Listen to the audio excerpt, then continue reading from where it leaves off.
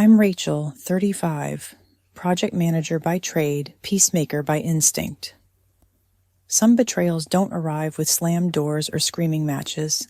They arrive smiling with a glass of wine in hand, promising they just want to be family. We grew up in a small town where everyone knows your dog's name and family means everything. Our parents worked hard, didn't have much, but made sure we had what counted. Sunday dinners were sacred, disagreements ended with apologies, even if they were stiff. My brother Luke is 3 years younger. He was the kid who trailed me everywhere during thunderstorms. As adults, he's the easygoing one. Funny, a little shy, big-hearted. He trusts people. He trusted me most of all. When he introduced us to Nicole, I was ready to love her. She was charming in that polished, careful way that seems harmless at first. Pretty, practiced. She worked in corporate communications and always had the right words. She laughed at our dad's terrible jokes, offered to help my mom clear the table. She was good. Too good. But I didn't say anything. I told myself I was being protective, maybe even jealous of losing my brother a little, so I decided to give her room. Because that's what family does. Nicole seemed to want that too. She called me, invited me to coffee, asked about my work and our childhood. She said she wanted to be like sisters, and I wanted that too. So I let her in. I shared things I hadn't said aloud in years, small family conflicts I'd helped smooth over. My worry about Dad's health, the details of a breakup that still left a bruise. Nicole listened carefully, nodded at all the right moments, told me she understood.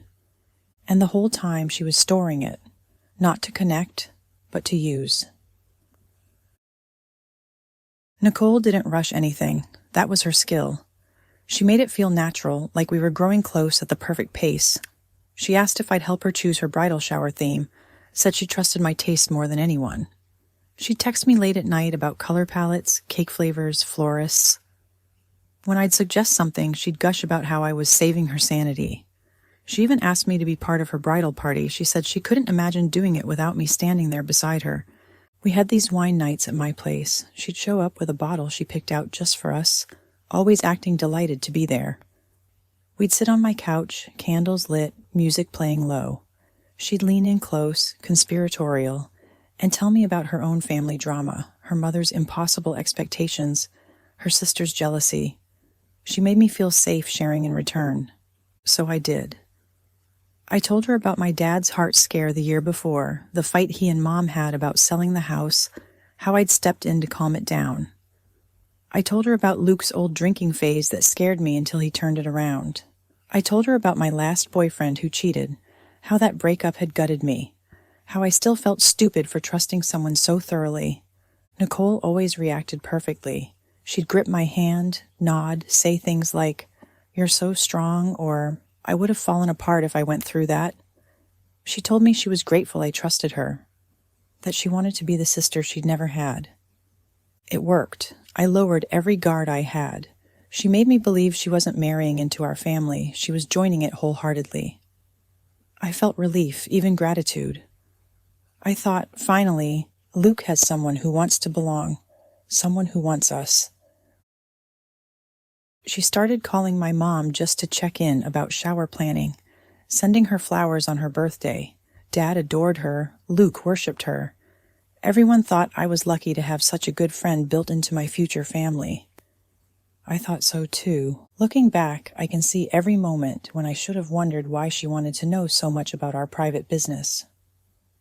But at the time, it just felt like connection. Trust. The foundation for a shared future.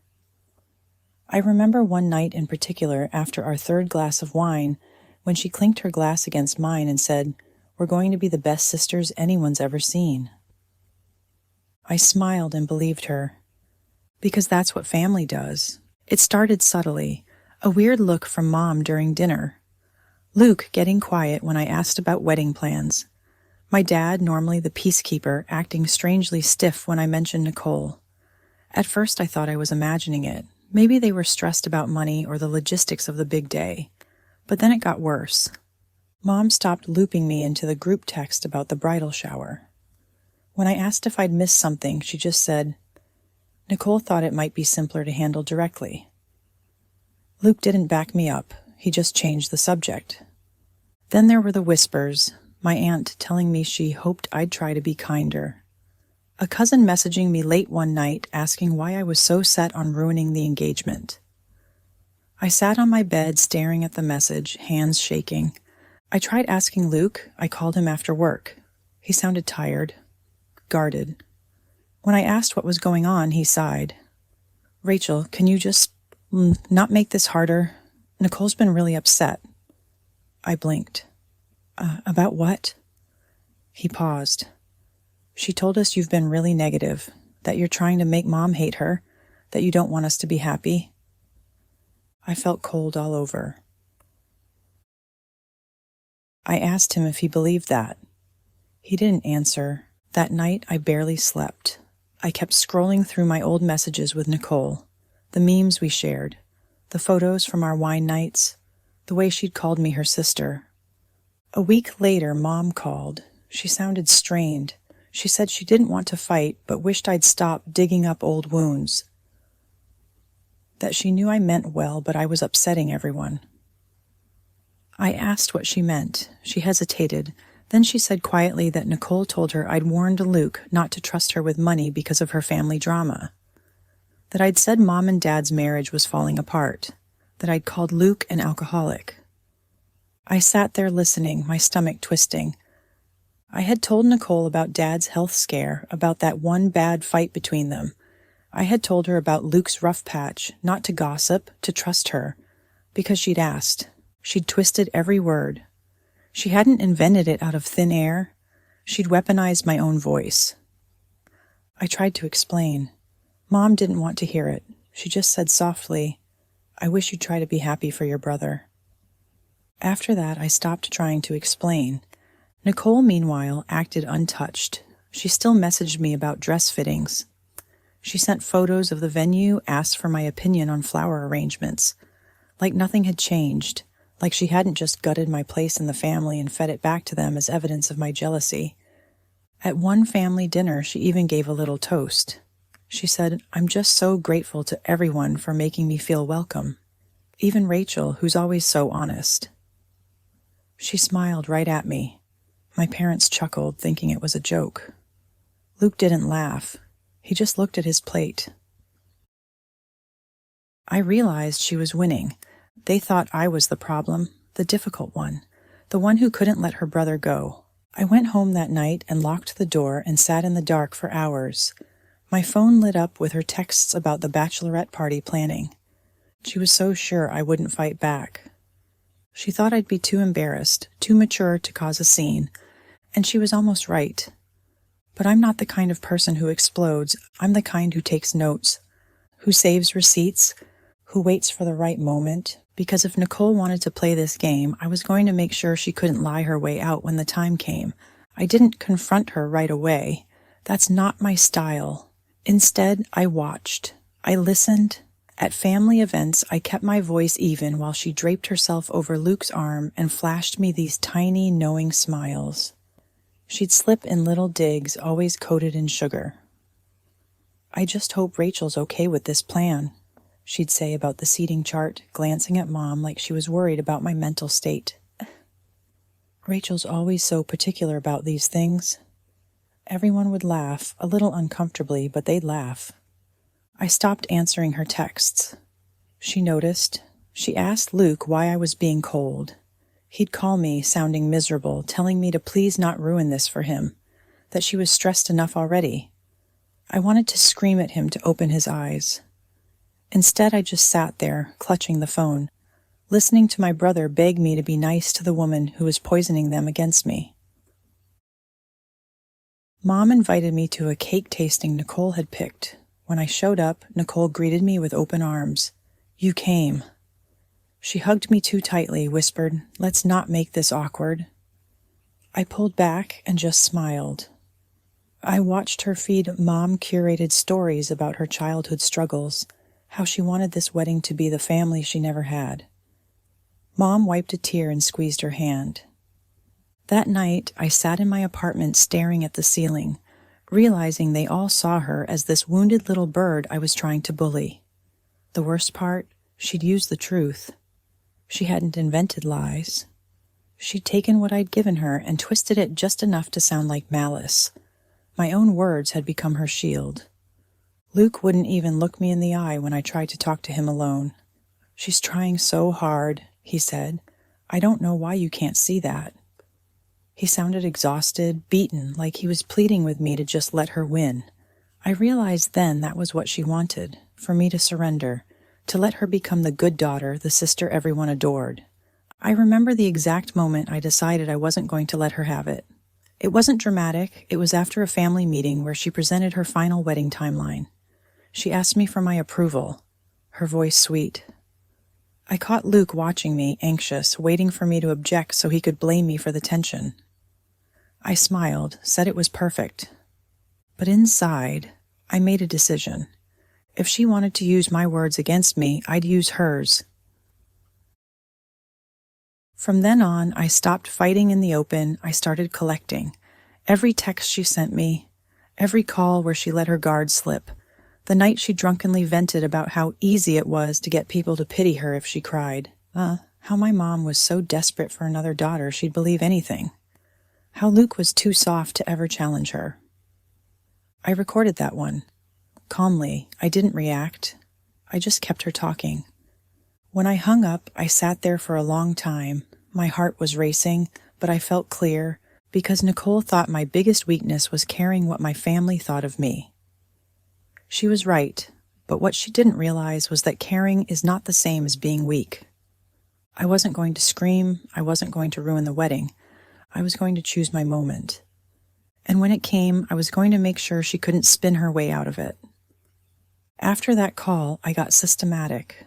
I pulled up every text she'd sent me, screenshot after screenshot, her casual insults about my family, the times she'd hinted Luke was fragile and needed managing, the messages where she coached me on how to talk to Mom about Dad's health, all while framing herself as the helpful outsider who cared so much. I organized them all into folders labeled by topic. Then I went back to that recorded call. I listened to her slurred, gleeful voice over and over. "It's honestly so easy. Your mom just wants someone to cry with. Your brother? God, he's so grateful I'm not like his ex. He'd believe anything I say." She laughed, a low, knowing laugh. "By next year, I'll be the only sister in this family." I made sure that audio was backed up twice. I didn't share any of it right away. That was the point. I wanted her to feel safe, to keep talking. At family events, I smiled. I praised her dress choices, her floral arrangements. She ate it up, her guard dropping lower every time she caught me playing along. Luke relaxed too. He told Mom he was glad I was finally trying. She texted me constantly in those weeks before the rehearsal dinner. Updates about table settings. Requests for family photos she wanted to include in a slideshow. Always that syrupy tone. "We're finally making this work. I'm so glad you're over it." Over it. Meanwhile, I did my research. I asked Luke if I could help with the rehearsal dinner planning. He was relieved, grateful even. I chose the restaurant. I picked the seating plan. I made sure the Bluetooth speaker was one I controlled. I rehearsed what I'd say in my head dozens of times. I didn't want to be emotional, no shaking voice, no angry rant, just calm, clinical, precise. Because she had taught me something important. People don't believe accusations, they believe evidence. I waited. I kept collecting her smiling messages, her fawning public posts about my future sister, all while knowing what sat in my phone's storage. By the time the rehearsal dinner rolled around, I was ready, and she had no idea. The night of the rehearsal dinner was perfect by design. Warm lights strung across the patio, white tablecloths, candles flickering in glass holders. Nicole loved it. She swept in wearing pale pink satin, hugging everyone, laughing just a little too loud. Luke was glued to her side, smiling, grateful it was all going smoothly. I greeted her like nothing was wrong. Hugged her lightly, told her she looked beautiful. She squeezed my hand and whispered, "I'm so glad you're here." I smiled. Wouldn't miss it. Dinner went as planned. The server brought out 3 courses, wine flowed, conversation buzzed. Nicole made sure to steer every topic back to the wedding. She thanked my parents for accepting her as one of their own, tears shining in her eyes just enough to look sincere. Mom dabbed at her eyes with a napkin, squeezing her hand. Luke beamed. She looked at me once, caught my eye, and gave the smallest satisfied nod. Like she was saying, "See? I win." I waited. Near the end of dinner, when the cake was served, she tapped her glass with her fork. The room quieted. She stood smiling at everyone. "I just want to say how grateful I am to be joining this family. I know it hasn't been easy, but I've always just wanted to be your sister. I hope tonight proves we can move forward with nothing but love." She raised her glass. The family clapped, some sniffled. She sat down, brushing a tear. That was my cue. I cleared my throat gently. "Mind if I say something too?" Luke hesitated but nodded. Nicole blinked at me, still holding her glass. I stood, keeping my voice calm. "Nicole's right. It's important we're all honest tonight. Because family deserves honesty." I reached into my bag and pulled out my phone, tapped the screen. The Bluetooth speaker connected with a soft chime. Nicole's smile faltered. I didn't yell, I didn't accuse, I simply hit play. Her voice filled the quiet patio, laughing softly, saying, "It's honestly so easy. Your mom just wants someone to cry with. Your brother? God, he'd believe anything. By next year, I'll be the only sister in this family." Silence. Complete silence. Mom's face went pale. Luke's eyes widened, mouth opening like he couldn't form words. Nicole tried to speak, stammering, "It's out of context." I let it play again. This time no one moved. When it ended, I paused, looked at Nicole, and said quietly, "You wanted honesty. I'm just making sure everyone heard yours." She knocked over her glass, standing up. Wine spilled across the tablecloth. She turned on Luke, hissing, "Are you really going to believe this? She's been trying to ruin us." Luke didn't answer. He just stared at her like he didn't know her at all. Nicole's face crumpled. She grabbed her purse and fled, her heels clicking furiously across the patio bricks. No one chased her. I sat back down. The only sound was my mom softly crying into her napkin. No one really spoke after she left. The candles burned low, the wine went untouched. Luke sat perfectly still, staring at the empty chair beside him. He didn't say my name, didn't thank me, didn't curse me out either, just sat there, jaw tight, breathing like every inhale was an effort. Mom wiped her eyes and whispered, "I didn't know." Dad didn't speak at all. He just rested his hand on her shoulder. The server came to clear the plates, but hesitated at the tension, hovering until I nodded it was okay. Eventually, Luke stood up. He walked out without looking back. I didn't follow. I stayed behind to pay the bill, handed the server extra to apologize for the scene. When I finally walked to my car, I sat in the driver's seat with my hands on the wheel, staring at nothing. I didn't feel triumphant, not exactly. I felt like I'd just done surgery without anesthesia. But it was necessary. Because if I hadn't, she would have married my brother with everyone believing I was the threat. She would have smiled for the cameras, stood in family portraits, called me sister while twisting the knife. Now at least the lie was dead. It didn't fall apart all at once. Luke didn't call the wedding off that night, but he didn't speak to her for days. When he finally did, it wasn't to make up. It was to tell her not to come back. The wedding was canceled quietly. No big announcement, no blame in public. Just a notice to vendors, refunds where they could get them. Mom and Dad didn't throw it in his face. They just told him to come home for dinner whenever he was ready.